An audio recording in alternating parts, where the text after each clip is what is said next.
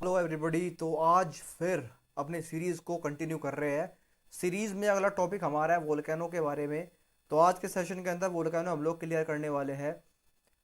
Series बढ़िया लग रही होगी, सीरीज़ बढ़िया नहीं भी लग रही है तब भी लाइक ठोको, मुझे पता लग रही है। तो सीरीज़ अच्छी है, कंसिस्टेंट रहो बस, ठीक है। कुछ चीज़ बोरिंग होती है, कुछ चीज़ इंटरेस्टिंग होती है। वो हमारी गलती नहीं, वो सिलेबस की गलती होती है, और गलती सिलेबस की भी नहीं है भाई। जो चीज़ सेक्रीफाइस डिमांड करती है उस चीज़ की तरफ हमें आगे बढ़ते रहना चाहिए। और जो चीज़ डिमांड कर रही है, अगर हमारा सपना कुछ चीज़ डिमांड कर रहा है तो ये हमारी सोल रिस्पॉन्सिबिलिटी बनती है कि वो हमें उस चीज़ को दे। तो इसी बात के अंदर अपना लेक्चर जो अपना शुरू करते हैं अभी। तो चैप्टर में लेक्चर में पढ़ेंगे भाई हम लोग, अरे ये भी देख लो एक बारी चलो ठीक है।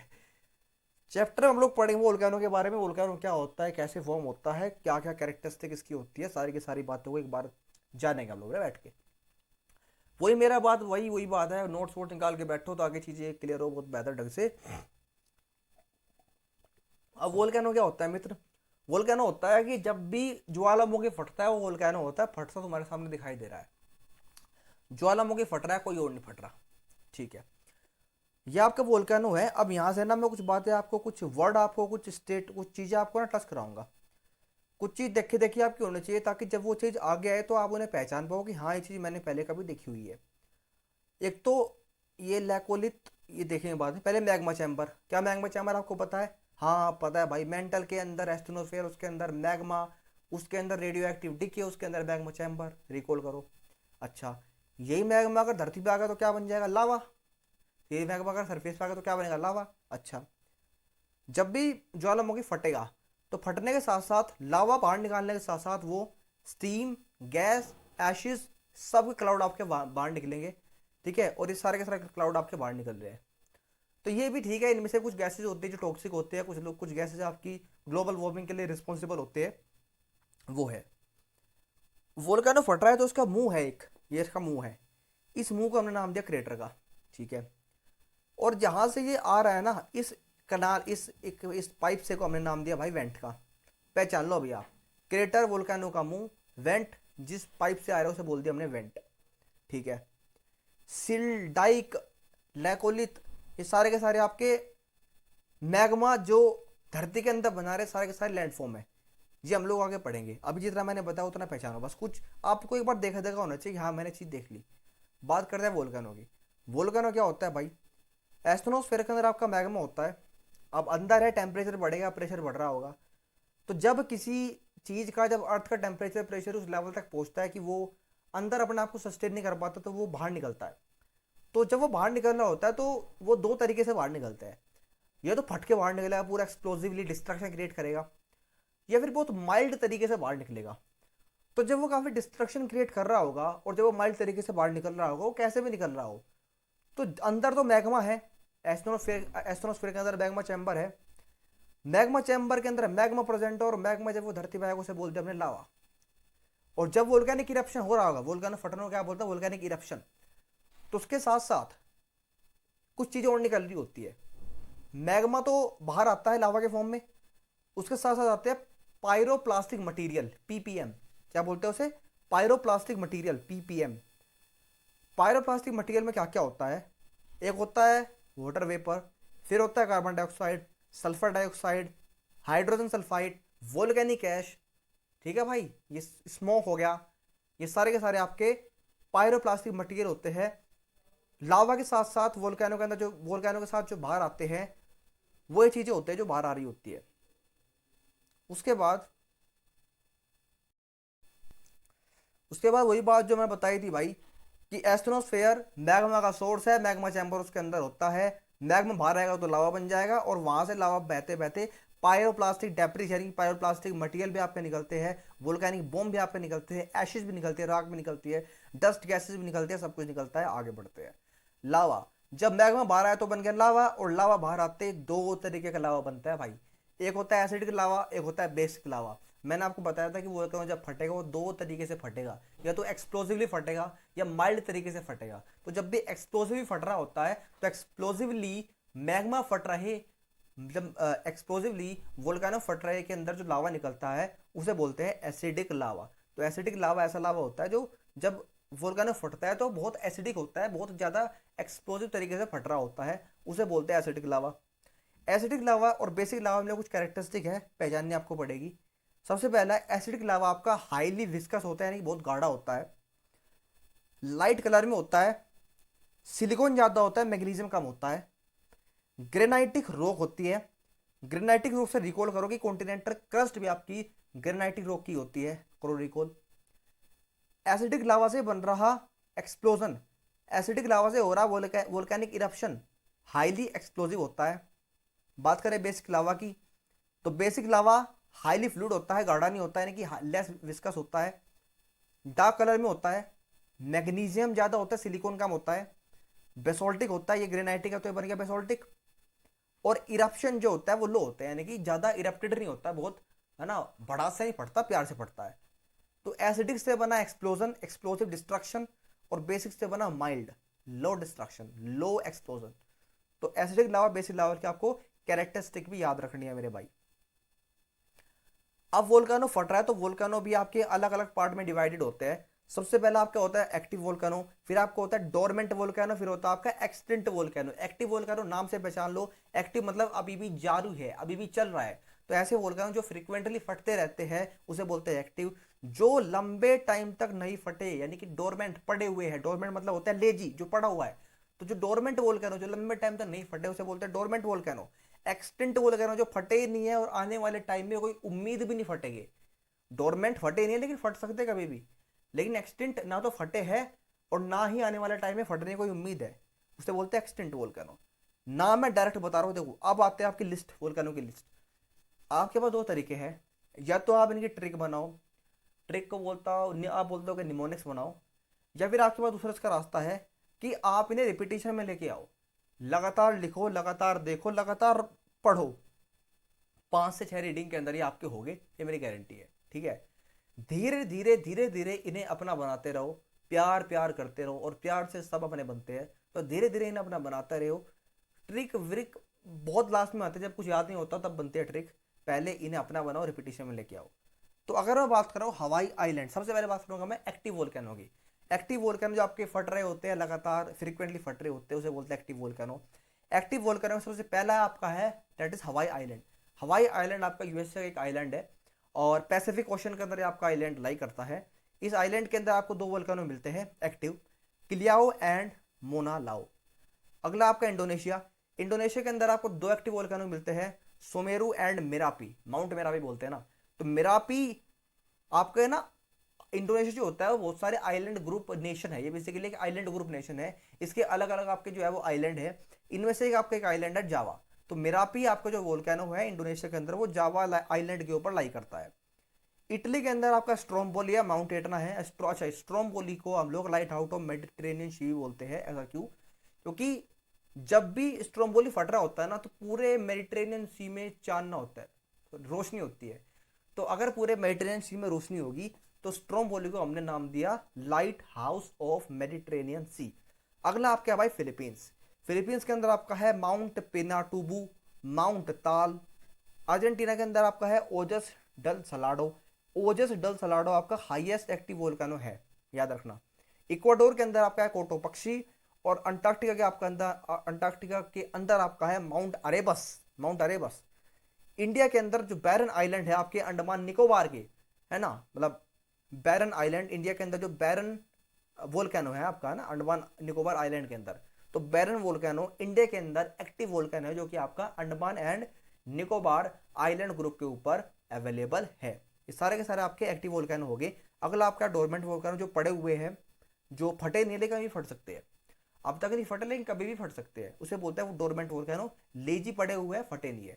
उनमें से इटली की बात करें तो भाई Vesuvius, Mount Vesuvius. Japan Mount Fujiyama. Indonesia Mount कराकाटो।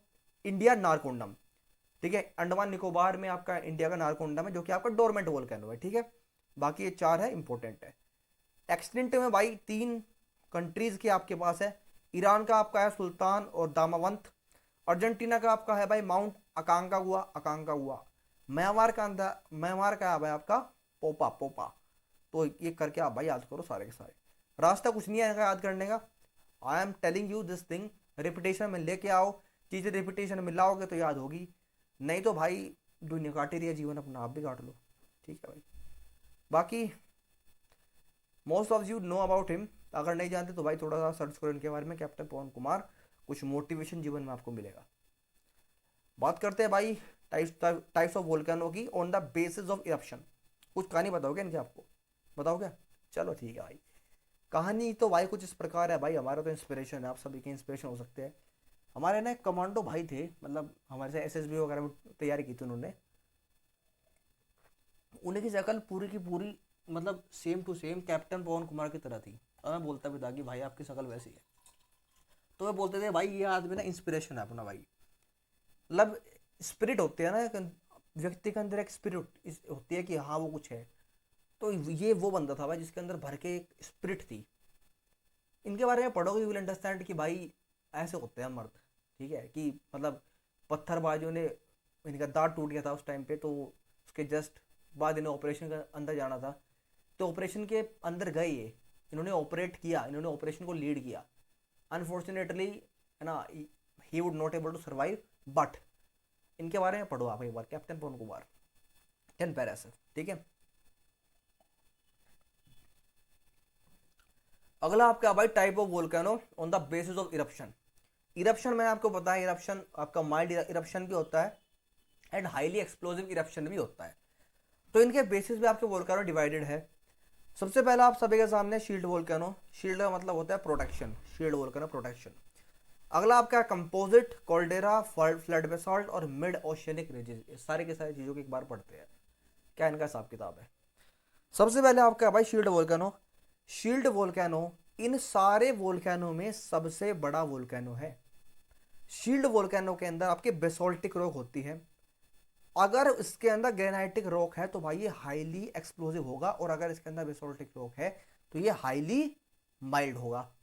तो अगर इसके अंदर बेसोल्टिक रॉक है तो क्या ये आपका एक्सप्लोसिव होगा? नहीं, ये आपका माइल्ड होगा। ठीक है, लो एक्सप्लोजन क्रिएट करेगा ये। ठीक है, ये आपका लो एक्सप्लोजन क्रिएट करेगा शील्ड वोल्केनो। तो शील्ड का नाम, ये शील्ड का नाम होता है प्रोटेक्शन। प्रोटेक्शन मतलब कोई एक्सप्लोजन नहीं, केवल शांति, माइल्डनेस। तो सबसे बड़ा है और बेसोल्टिक रॉक कंटेन करता है, और अगर बेसोल्टिक रॉक है तो एक्सप्लोजन कम होगा। एग्जाम्पल आप सभी के सामने है, हवाई आइलैंड के दो वोल्केनो में आपको बताए थे, रिकॉल करो करो करो, मोना लोआ और मेरा आप किसका बता नहीं, मोना लोआ और किलियाओ। किलियाओ आ गया, आ गया, याद आ गया। ठीक है भाई। अगला आपका भाई कंपोजिट वोल्केनो। कंपोजिट वोल्केनो आपके है ना कूलर होते हैं, ठंडे होते हैं, और इसमें जो है ना आपका लावा जो होता है वो विस्कस होता है देन दैट ऑफ बेसोल्टिक। मतलब अगर आप बात करोगे ना कि विस्कोसिटी के हिसाब से, तो विस्कोसिटी के हिसाब से, गाढ़ेपन के हिसाब से कंपोजिट वोल्केनो में ज़्यादा विस्कस लावा होता है, ज़्यादा विस्कस यानी कि ज़्यादा गाढ़ा लावा होता है कंपेरेटिवली शील्ड वोल्केनो है, कंपेरेटिवली बेसोल्टिक रॉक के। तो अगर गाढ़ा वोल्केनो है तो थोड़ा सा एक्सप्लोजन होगा, ज़्यादा नहीं होगा लेकिन थोड़ा सा एक्सप्लोजन वहाँ पर होगा, क्योंकि वहाँ पर आपका वहाँ पर आपका विस्कस लावा प्रेजेंट है। तो उसका एग्जाम्पल आप सभी के सामने है आपका माउंट फूजी, जापान का जो आपका वोल्केनो है, आपका एग्जाम्पल आप सभी के सामने है। अगला आपका वोल्केनो बनता है कोल्डेरा वोल्केनो। कोल्डेरा वोल्केनो जो आपका होता है ये हाईली एक्सप्लोसिव, मोस्ट एक्सप्लोसिव होता है। और कोल्डेरा वोल्केनो ऐसा वोल्केनो होता है कि जब ये फटता है ना भाई, ये अपने अंदर बहुत बड़ा गड्ढा क्रिएट करता है। आई एम शोइंग यू गड्ढा। ठीक है, ये गड्ढा क्या होता है? ये गड्ढा है भाई, पर असल में गड्ढा ये वैसे नहीं बना जैसे आप सोच रहे हो, बनता ऐसे ही गड्ढा है भाई। जब वोल्केनो फटेगा तो इतना पूरा इलाका लेके जाएगा अपने साथ वो। जैसे ही कोल्डेरा वोल्केनो फटेगा तो इतना पूरा इलाका अपने साथ नीचे लेके जाएगा वो, और पूरा गड्ढा बना देगा। ठीक है, तो इतना हाईली एक्सप्लोजन होता है। पर ये गड्ढा कुछ और है, इस गड्ढे का कोई और रीजन है, मैं आपको बताऊंगा क्या रीजन है। ठीक है, तो कोल्डेरा क्या होता है? हाईली एक्सप्लोसिव वोल्केनो होता है, हाईली एक्सप्लोसिव होता है, और इतना तेजी से फटता है, इतना एक्सप्लोसिवली फटता है कि वो कोल्डेरा एक गड्ढा अपने ऊपर क्रिएट कर लेता है। ठीक है, एक एग्जांपल आपको दूंगा, लोनार लेक है महाराष्ट्र की। लेकिन ये जो लोनार लेक महाराष्ट्र की है, ये असल में वोल्केनो फटने से नहीं बनी। ये क्यों बनी है मैं आपको थोड़ा सा बताता हूँ क्यों बनी है। असल में क्या हुआ था भाई, हमारे ना हमारी यूनिवर्स के अंदर मीटियोर होता है, मीटियोर्स, धरती पे आते बोलता है मीटियोर्स। तो जब वो गिर रहे होते हैं ना, तो उस टाइम पे क्या होता है, बहुत सारे तो मीटियोर्स क्या होते हैं, तो वो हमारी अर्थ के से पास हो जाते हैं, हमारी अर्थ पे गिरते नहीं है। लेकिन ये ऐसा था कि ये हमारी अर्थ पे गिर गया था, और ये यहाँ गिरा था जहाँ भी ये जो मीटियोर आपका गिरा था, गिरने के बाद इसने गड्ढा बनाया था इतना बड़ा, ठीक है। और इतने बड़े गड्ढे में बारिश हुई, पानी वानी आया, तो यहाँ पर एक लेक बनेगी। उस लेक को हमने नाम दिया लोनार लेक महाराष्ट्र की। तो महाराष्ट्र की लोनार लेक है, जो कि है तो बिल्कुल कोल्डेरा वोल्केनो की जैसी, लेकिन असल में वो बनी है वहां पर मिट्टी गिरने की वजह से, कि वहां मिट्टी गिरा और गिरने से एक गड्ढा हुआ, एक डिप्रेशन हुआ, उस डिप्रेशन में पानी वानी भरा और वो बन गया आपका लोनार लेक महाराष्ट्र की। लेकिन गड्ढा ऐसे ही बनता है आपका, क्या नाम, कोल्डेरा वोल्केनो में, ठीक है। अगला आपका वोल्केनो टाइप है flood flood basaltic volcano. Flood basaltic volcano में भाई नाम इसका फ्लड बेसोल्टिक है, तो एक तरीके का ऐसा वोल्केनो है जो बहुत ही कम विस्कस होता है और हाईली फ्लूइड लावा इसका होता है और बहुत लंबे डिस्टेंस तक ये ट्रैवल कर सकता है भाई, ठीक है। इसका एग्जांपल है Deccan trap of Maharashtra. Deccan trap of Maharashtra में ये वाला इलाके की बात कर रहा हूँ मैं, ये महाराष्ट्र का डेक्कन ट्रैप है। इसमें क्या होता है ना, इस इलाके में क्या हुआ है, जब आपका वोल्केनो इरप्शन हो रहे थे, तो वोल्केनिक इरप्शन यहाँ ऐसे हुए, फ्लड बेसोल्टिक टाइप के हुए, यानी कि यहाँ बेसोल्टिक रॉक आपकी मिलती है। और बेसोल्टिक रॉक आपकी, मैं आपको बताया था, ये आपकी डार्क कलर में होती है, ठीक है। तो यहाँ पर आपकी ब्लैक सोइल आपकी मिल रही होती है। तो हुआ क्या था कि यहाँ पर जब वोल्केनो फटे तो वो जो लावा था वो हाईली फ्लूइड लावा था और वो बेसोल्टिक लावा था। तो उस लावा को लंबे डिस्टेंस तक वो ट्रैवल कर सकता है, उसकी विस्कोसिटी कम होती है, उससे आपका डेक्कन ट्रैप ऑफ महाराष्ट्र बना है। बात करते हैं मिड ओशियनिक रीजेस की। अब मिड ओशियनिक रीज क्या होते हैं, देखते क्या होते हैं।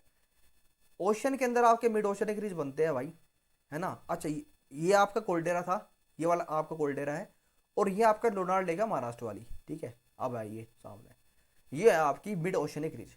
कॉन्सेप्ट समझो क्या कॉन्सेप्ट हो रहा है। कॉन्सेप्ट ये है मेरे भाई, मैंने आपको बताया था कि आपकी धरती के नीचे प्लेट होती है, आपकी अर्थ के सरफेस के नीचे प्लेट होती है, और वो प्लेट अपने आप में ट्रैवल कर रही होती है, वो प्लेट अपने आप में मूवमेंट कर रही होती है। तो जैसे ही अर्थ की जो प्लेट है, कॉन्टिनेंटल प्लेट होगी या फिर ओशनिक प्लेट होगी, वो अपने आप मूवमेंट कर रही होती है। तो यहाँ पर मैं बात कर रहा हूँ ओशनिक प्लेट की। ये अगर ओशन का सरफेस है और यहाँ से अगर प्लेट मूवमेंट हो रहा है, अगर नीचे की तरफ को प्लेट मूवमेंट हो रहा है, तो होगा यहाँ पर क्या कि दो प्लेट है, ये प्लेट वन है ना, ये प्लेट वन है जो कि इस साइड में जा रही है, और प्लेट वन आपस में दूसरी साइड में जा रही है। तो यानी कि डाइवर्जेंट प्लेट बाउंड्री है, it is not the convergent plate boundary, it is divergent plate boundary. यहाँ पर ये अपने आप से दूर जा रही है, ऑपोजिट डायरेक्शन में जा रही है। तो जहां भी डाइवर्जेंट प्लेट बाउंड्री होगी, तो आप मुझे एक बात बताओ, इतना फोर्स अब डाइवर्जेंट क्यों हो रही होगी, मैं आपको बताता हूँ क्यों है। असल में क्या है भाई, लाव ये मैग्मा आपका है, तो मैग्मा अपने आपको ऊपर उठा रहा है, मैग्मा बार बार टकरा रहा है, टकरा रहा है, टकरा रहा है। तो जैसे ही मैग्मा यहाँ पर टकराता रहेगा, एक ऐसा पॉइंट आएगा, एक ऐसा प्रेशर आएगा कि भाई यहाँ से ये जो पूरी सरफेस है ये पतली होती चली जाएगी। जैसी ही सरफेस पतली होती चली जाएगी, तो प्लेट ए अपने आप को इधर खींच रही है, प्लेट बी अपने आप को इधर खींच रही है। तो यहाँ पर एक गैप बनना शुरू हो जाएगा, यहाँ से मैग्मा बाहर निकलेगा। तो जैसे यहाँ गैप बनना शुरू होकर मैग्मा बाहर निकलना शुरू हो जाएगा, तो बाहर निकलते निकलते जैसे बाहर मैग्मा निकला और निकलते ठंडा हो गया, है ना।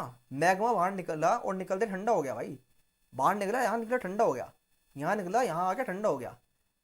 लेकिन यहाँ तो आपका जगह बन गई ना, तो ये चोंच जो यहाँ पर बन गई, ये चोंच, I am talking about this चोंच, जो चोंच यहाँ बन गई ना, इस चोंच को हम लोग बोलते हैं मिड ओशियनिक रिजेस। और ये एक नहीं बनती, जैसे ही ये बन जाएगी तो फिर ये नॉर्मल कंडीशन में आ जाएगी, वापस मैग्मा टकराएगा ऊपर, वापस ऐसे ही बनती रहेगी। तो ये जो मिड ओशियनिक रीजेस है, जैसे जैसे टाइम जाएगा वैसे वैसे नई नई बनती चली जाएगी। और जो बन रही है, फॉर एग्जाम्पल एक यहाँ बनी, फिर एक यहाँ बन गई, फिर यहाँ बनी, फिर यहाँ बनी, यहाँ बनी। तो जैसे जैसे आप अपने एक एमओआर से मिड ओशन रीज से दूर जाओगे, वैसे वैसे आपको जो है वो ओल्ड मिड ओशनिक रीजेस मिलती चली जाएगी। तो जैसे जैसे आप अपनी मिड ओशनिक रीजेस से दूर जाओगे, वैसे वैसे आपको ओल्ड मिड ओशनिक रीजेस मिलती चली जाएगी। और जैसे जैसे आप इसके पास आते चले जाओगे, वैसे वैसे आपको जो यंग है, जो अभी बन रही है, वो मिड ओशनिक रीजेस मिलती चली जाएगी। तो mid oceanic ridges in short कुछ भी नहीं होता, मैग्मा टकराता है आपकी सरफेस पर, आपकी प्लेट के ऊपर, और टकराते ही ये प्लेट आपस में डाइवर्ज होती है, तो कुछ यहाँ से मैग्मा निकलता है, बाहर जाके सोलिडिफाई हो जाता है। और ये प्रोसेस चलता रहता है, चलता रहता है, चलता रहता है। और इस प्रोसेस के दौरान जो चोंच बार बार यहाँ बनती है, इसे बोलते हैं मिड ओशनिक रीजेस खत्म। सवाल मेरा यहाँ पर ये है भाई, यहाँ से लावा कौन सा निकल रहा है? यहाँ से लावा निकल रहा है बेसोल्टिक लावा, यहाँ से लावा निकल रहा है बेसिक लावा। क्यों? क्योंकि बेसोल्टिक लावा बोल लो, बेसिक लावा बोल लो, ये ऐसा लावा होता है जो कि विस्कोसिटी इसकी कम होती है, जो कि हाईली फ्लूइड होता है, जो कि लंबे डायरेक्शन में ट्रेवल कर सकता है, जो लेस एक्सप्लोजिव भी होता है। छोटी छोटी बात है, गहरी बात है, याद करते रहिए। तो भाई हमने देखा शील्ड वोल्केनो यानी कि आपका सबसे कम एक्सप्लोसिव होता है, एग्जांपल हवाई आइलैंड। उसके बाद कंपोजिट वोल्केनो आपका ज़्यादा विस्कस होता है। कोल्डेरा जो कि हाईली एक्सप्लोसिव होता है, गड्ढा बनाता है। फ्लड बेसोल्टिक और मिड ओशियनिक रीजेस। एक और यहाँ पैसिफिक रिंग ऑफ फायर। क्या होता है Pacific ring of fire? Pacific ocean के अंदर होता है Pacific ring of fire. Let us see. ये सारे के सारे वही पार्ट है जो मैं आपको बताया, सारे के सारे वही है, देख लेना एक बार। पैसिफिक ओशियन, अच्छा ये क्या है भाई? हम्म अच्छा कुछ और बताना चाह रहा हूँ आपको, एक और चीज़ और सुनो भाई। मैं आपसे कहना चाह रहा हूँ, चलो फिर बताता, छोड़ो है। पैसिफिक रिंग ऑफ फायर की बात मैं कर रहा हूँ। देखो पैसिफिक रिंग ऑफ फायर क्या होता है, ये आपका पैसिफिक ओशन के अंदर होता है। और पैसिफिक रिंग ऑफ फायर में ये ये आपका चाइना हो गया, ये आपका यूएसए हो गया। ये पूरा पैसिफिक ओशन के अंदर इस तरीके से एक एक रिंग होती है जहां पर आपके वोल्केनो भी फटते हैं, जहां पर आपका अर्थक्वेक भी होता है।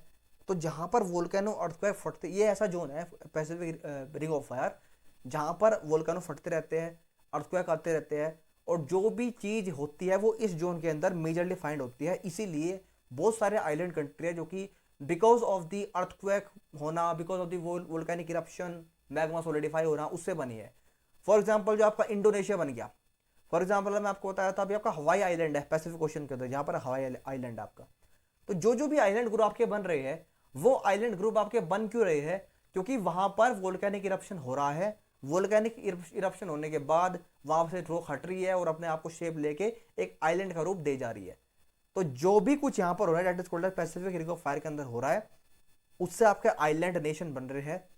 और island group of island nation को हम लोग आर के पिलोगे भी बोलते हैं। लिख लेना भाई, ठीक है, लिख लियो। ये आपका मिड ओशनिक रीजेस का लाइव एग्जांपल है। जैसे जैसे आपका मैग्मा बाहर आ रहा है, बाहर आते सॉलिडिफाई हो रहा है, बाहर आते सॉलिडिफाई हो रहा है। और सॉलिडिफाई होते ही यहां पर आपको चोंच दिखाई दे रही होगी, ये चोंच। अब ये चोंच देखो ना, तो आपको कोई सब्जेक्टिव एग्जाम है कि आपको लिखना है कि आज चोंच क्या होती है।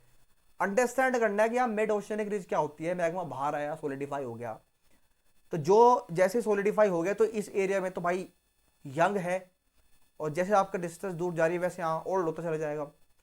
तो ऐसे आपका मिड ओशनिक रीज का खेल है और कुछ नहीं है। एक और चीज यहां पर आती है, दैट इज अबाउट की आपके वोल्केनो जब मैग्मा अंदर होता है सरफेस के, तो वो कुछ मैग्मा बाहर आता है लेकिन कुछ अंदर ही रह जाता है। तो जब वो अंदर रहता है ना भाई, वो अंदर रह के अपने आप को सॉलिडिफाई कर लेता है। तो उस सॉलिडिफाई करने से क्या बनता है, जब भी मैग्मा अपने आप को सॉलिडिफाई करेगा, लावा अपने आप को सॉलिडिफाई करेगा, तो वो अपने आप को रॉक में कन्वर्ट करेगा। और जैसे वो अपने आप को रॉक में कन्वर्ट कर रहा होगा, तो उस टाइम पे बनने शुरू हो गए मेरे भाई लैंडफॉर्म। और यहां पर मैं बात करूंगा इंटीरियर लैंडफॉर्म के बारे में। तो जैसे ही आपका मैग्मा अंदर है ना, जैसे मैग्मा आपका अंदर जमना शुरू हो जाएगा, उसे बोलते हैं हम लोग इंटीरियर लैंडफॉर्म। उसके बारे में हम लोग बात करेंगे। सबसे पहली स्लाइड के अंदर आई टोल्ड यू कि आपके कौन कौन से टाइप के आपके मैग्मा होते हैं। फॉर एग्जाम्पल अलग कौन कौन से टाइप के आपके लैंडफॉर्म होते हैं।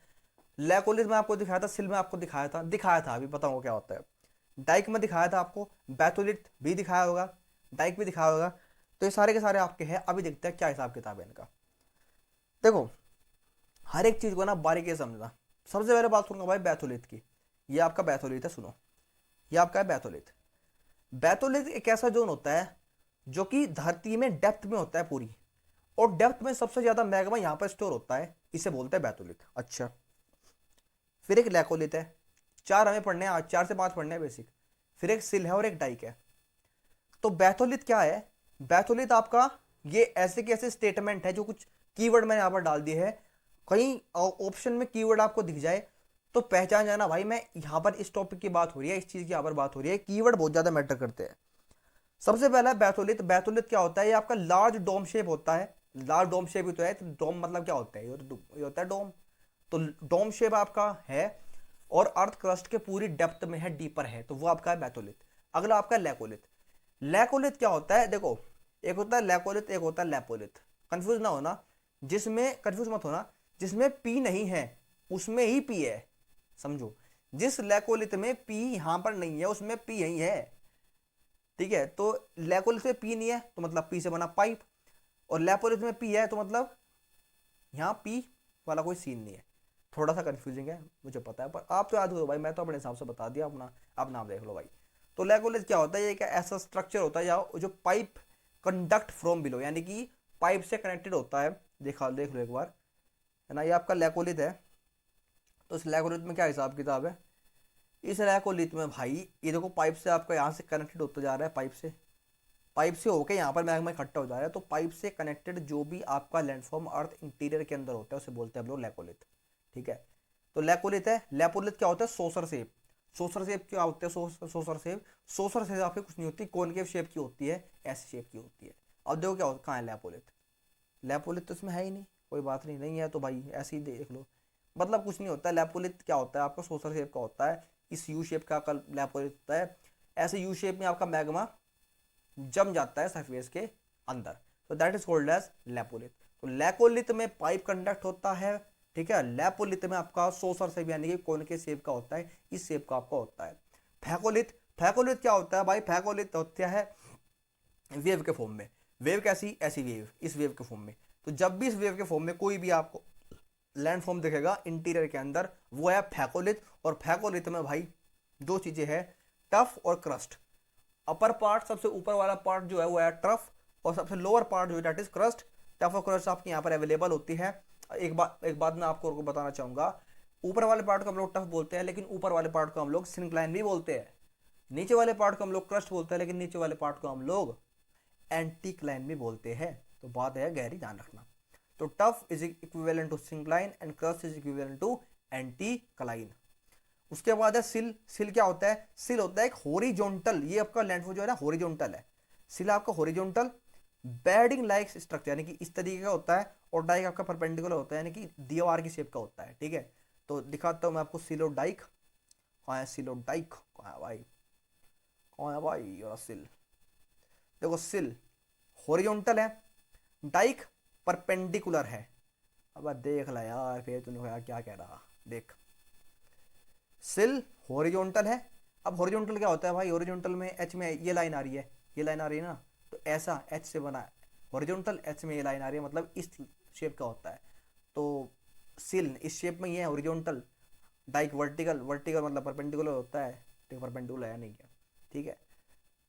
और डाइक एक दीवार की तरह आपके सामने खड़ा हुआ है कि एक दीवार ने चीज़ों को रोका हुआ है, that is called as Dyke.